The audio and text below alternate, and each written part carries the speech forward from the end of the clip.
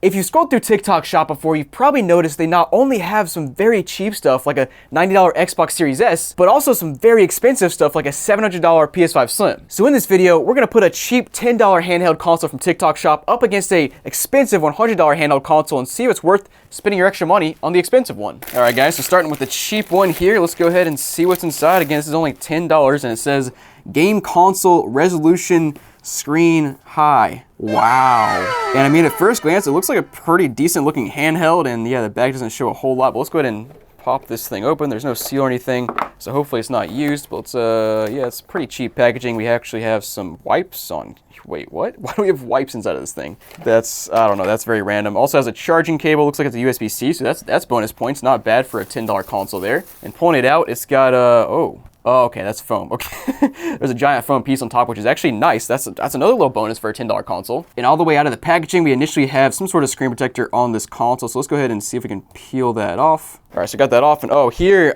we go. So here's the screen protector. I guess we can put on like a decently nice one. Actually, that's really flimsy. I'm not gonna put that on the screen. But anyways, let's go ahead and take a look at this thing a little bit closer and see how it looks. So I'll start with the front, which has your A, B, X, Y buttons here on the front. Then your D-pad, which feels, it's pretty mushy. Not the greatest there. Also got a start, select, and FN button right there. Got two joysticks, which feel honestly just like Switch joysticks. Like these are exactly the same, but they're kind of, they're very recessed into the console, which is nice for form factor, but it feels strange. Yeah, it just feels weird. Also got what appears to be a speaker here in the middle, and then our screen appears to be like, I don't know, 3 or 4 inches wide. And I gotta say, the color of this console is pretty sick. It's like a grayish black color that's see-through and partially translucent. You can see our ports down there, and let's go ahead and flip to the bottom actually. So we have two USB-C ports. One says DC and one says OTG. So I assume this is for power, and this one's probably for plugging into your computer to maybe add games, I guess. Also a headphone jack, which is nice, and then a couple more speakers down there, I would assume, or maybe airflow. I'm not sure what those are for. And flipping to the back, we have a bunch of back buttons, which at first glance, they're actually in a, I don't know, it's in a decent spot on your hand. It's very small, so it's not for massive hands, but like the back buttons, they're very clicky. So I don't know, I like it. They also just call it straight up game console. There's no name to it at all. But let's go ahead and open this back piece up because it looks like there's a battery inside, maybe, if this will open up. All right, so got that off, and you can see it's clearly a rechargeable battery with 3,500 milliamp hours, which is not too bad for a portable console like this. So I imagine it'll probably last for a few hours maybe. And you know, initial feel, this thing feels pretty high quality for $10. I'm not sure how they're getting away with selling this for $10. But let's go ahead and turn this thing on and see if it works. Maybe I need to charge it, but we'll try to see if it turns on. Oh, nope, there it goes. This is the R36S open source console. And oh, hold on. Oh, Pro. Okay, so first of all, we actually have a very dynamic volume slider. You can go from 0 to 100%. I don't know why, it just looks nice. Also got some nice background music, which I will turn down because I don't want to get struck down by anybody with whoever owns that music. We have a nice background of Sonic and Mario there, and guys, look, this screen is like pretty solid. The viewing angles are not amazing, but like they're pretty darn good for a $10 device. And the screen itself, I'd say, is actually fairly high resolution. But we got all games, we got favorites, and dude, this is a pretty clean screen. Like it's not low res, it's like pretty high FPS for a $10 device. But let's go ahead and scroll through and see what we have. So we have favorites, all games, Amstrad CPC, which I honestly have no clue what that even means. Yo, let's go. We got E.T. on the Atari. Dude, what a game to advertise. That's actually hilarious. Even got the WonderSwan PC Engine. We got the we have everything here. Super Famicom, NES, Super Nintendo, N64. Hold on. There's no way we're playing N64 games on this $10 device. We'll test it out, of course, with Game Boy, Game Boy Color, Game Boy Advance, Game & Watch, Nintendo DS. Okay. Mega Drive, Sega 32X, Dreamcast. No, we're not playing Dreamcast games on this thing, right? Game Gear, Neo Geo, PlayStation, PSP. Dude, hold on. Okay, so there's 15,000 games on this thing. We're gonna start with some easy stuff and just see how it handles it. We'll go with a NES game first. Let's go ahead and, dude, even this, nice and smooth. We got little gameplay snippets for a lot of these games. Not all of them, but some of them. We'll start with the classic here, Super Mario Bros. For the NES. We'll see if it boots up. Yeah, I mean, so far so good. It's playing perfectly fine. The D-pad, again, it's not a great D-pad. I don't really like it. And the buttons like A, B, X, and Y, I feel like are kind of close together. It's just a little bit awkward to hold. But again, man, like this is a pretty nice looking screen. It's $10, freaking $10 for this thing. So, you know, can't really complain. And I suck. And I'm about to die. Nope, we're still good for now. Oh, I did. But next up, I want to try a little bit more of a little bit more intense game. We'll try out, I don't know, let's go N64. I will be surprised if this works, but you know, maybe it will. Cruising, let's go. Let's play some cruising here, man. Okay, yeah, this is definitely this is definitely not running great. It's very slow, and the sound, like, listen to the sound here. Yeah, you don't like to hear that. It's just crackling a lot. But I will say on screen, it's fairly smooth. Like, it feels a little bit sluggish, but like I haven't seen any frames drop. It's not just like freezing or anything, and it's running, I think, fine. To be honest, I haven't played Cruising on the N64 in ages, so I don't know if this might just be how the game runs, but it seems mostly fine. I don't know what I pressed, but it just quit the game. Okay, that's a little bit faster than resetting the whole thing. But I want to try another N64 game, maybe something that's a little bit more intense, although I'm not really sure what's more intense than N64. Mario Tennis, here we go. Let's try Mario Tennis and see how that runs. Oh, well, there it goes. Starting to play the game and it just froze. Will it resume? That is the question, and it's not looking likely. It actually is kind of playing now. It's not, yeah, you can't do anything, but it's, yeah, that's not reasonable. It's not working. But just the fact that it played any N64 game on a $10 device is impressive, but let's go back and let's try out a PlayStation game next. I'm curious about that, so we'll just try, yeah, PS1 game. We'll see if it can load up. Crash Bash, dude, I played that all the time when I was like 5 years old, so that's a good one. Let's boot this one up. I haven't played this in forever, but it's running perfectly fine to start with, which, I mean, this is probably not the most intensive game, but it's I'm just surprised it can play any PS1 games. Whoops, I just blew myself up. All right, well, it played that perfectly fine. Let's go back and see if we can try a more intensive PS1 game, maybe like Silent Hill. Okay, well, Silent Hill is not on here, but we'll try out, I don't know, Tony Hawk's Pro Skater. We'll see what that does. And yeah, playing a little bit of Tony Hawk seems perfectly fine so far. Haven't played the PS1 version in ages, but yeah, I don't know.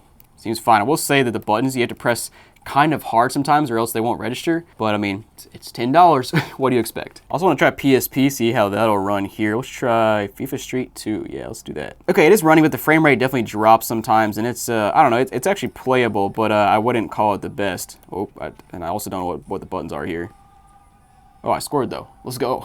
Honestly though, definitely better than I thought it would be. And the last thing I want to try is a Dreamcast game because, yeah, it's a Dreamcast game. So let's see what that does. I only got 5 games here, and we'll try the classic Crazy Taxi right here and see how this runs. Okay, first thing I gotta say is the text is pretty fuzzy, like especially down here. It says use the D-pad to select / press the A button to accept, but you can barely read that. I guess it probably has something to do with scaling maybe, or I don't know, man, but it's not great. So guys, in the game, it seems to be running pretty much fine. I haven't seen too many hiccups, and it sounds a little bit glitchy, but I mean, it all goes back to the fact that this is a $10 device, guys, and they even got the aspect ratio of the screen right, which is cool. But guys, let's go ahead and move on to our $100 device, and I gotta say, this thing better be good, because for 10 bucks, this thing, I don't know, it's killing it. So here on the $100 device, I just noticed that there is no tape in the shipping box. Like this thing could have literally just been opened up in shipping and stolen. So that's an issue, but all right, I guess it arrived here. But here's the console itself, and they call it a Game MT by Jelly Minis. It's got a pretty awkward looking layout for the buttons there. And I will say it's got a 5,000 milliamp capacity, which is more than the last console, which is good. But let's go ahead and open this thing up. Get on out of there. All right, so same with the last one, we have this little foam piece protecting the console in transit, and wow, I'm not gonna lie, at first glance, that looks 3D printed, and that D-pad looks like absolute garbage. What is this thing? Hold on. Dude, this is so much worse than the $10 one.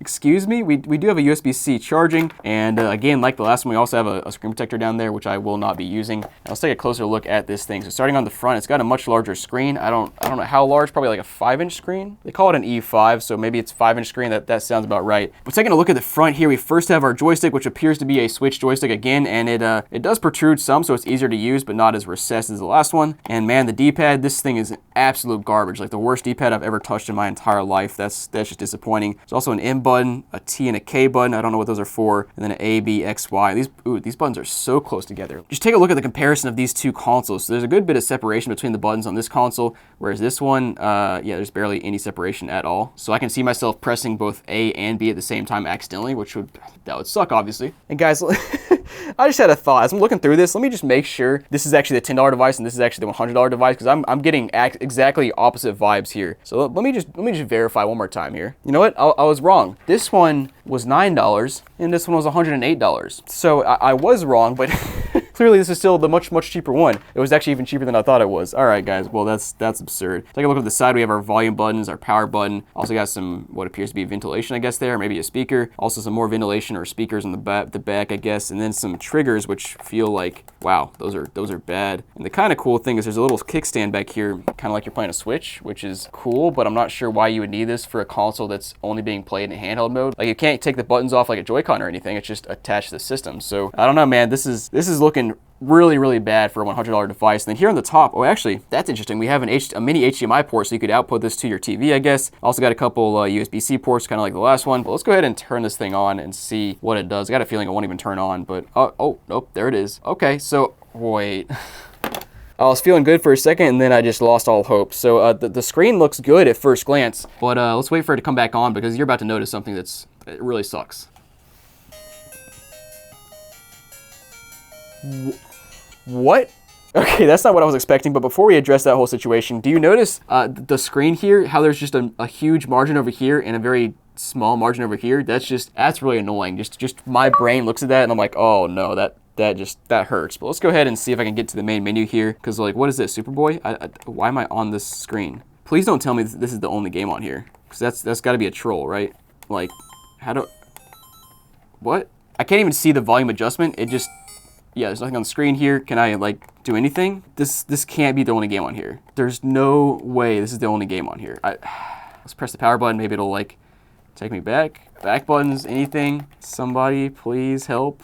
Let me read the instructions, because maybe I'm missing something. Okay, so it does say when no game card is inserted, the console comes with a pre-installed game that does not have copyright issues. It will start automatically when powered on without a cord. Okay, so that must be the game we just saw. So how do I just put an SD card in here with games, and will that do something? Let me take the SD card from this console and put it in here and see what happens. All right, SD card inside, and we're turning it back on now. Nope, right back to Superboy. Oh, and now the screen is flashing. I plugged it in to charge, and look at that. Half the screen is flashing. If I unplug it, does it? Yeah, it still flashes. Dude, what is going on? That's so bad. You can see that on video, right? Oh man, you can't make that stuff up. To switch to a game on the inserted card, simply insert the card. Well, maybe I'll insert it while the console is already on. There we go. That'll do it. And guess what? The screen is still flickering. Yay. Okay, insert the card while it's on. I'm guessing that will do nothing, but it's worth a try, I guess. Yep, nothing's happening. Straight back to Superboy. All right, well, I give up. This thing is horrible. I can't believe I paid $100 for this and only $10 for that thing over there. That's absurd. Well, guys, let me know down below what you think. But anyways, if you want to check out another video of ours, go check out this video out where we got some PSPs from AliExpress, and they were not what they were supposed to be. So go check that video out, and I'll see you guys next time.